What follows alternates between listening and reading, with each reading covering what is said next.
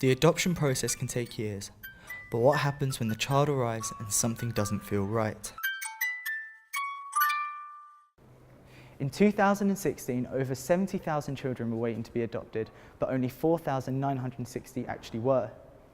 Of those, it is estimated that 60% of the adoptive parents will suffer from some sort of depression. When you adopt, you don't have the kind of support network of if you've gone to kind of antenatal classes, or if you'd gone to the natural birthing classes.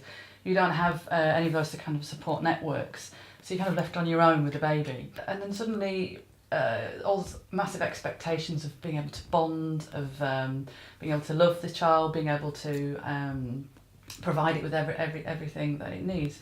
And actually that's quite hard to do suddenly. And so I felt myself sliding into a bit of an abyss of depression. Adoptive parents suffering from depression are sharing similar experiences, that they aren't receiving enough support from their social workers. Child and family services in my area were not aware of this diagnosis at the time. If only I knew about this, things could have been a whole lot different. I had post-adoption depression after my second son arrived, and there was very poor understanding of how I needed support. When I sought help from my GP practice, I was initially told that maybe I should think about sending him back. As social workers, we're not trained medical professionals.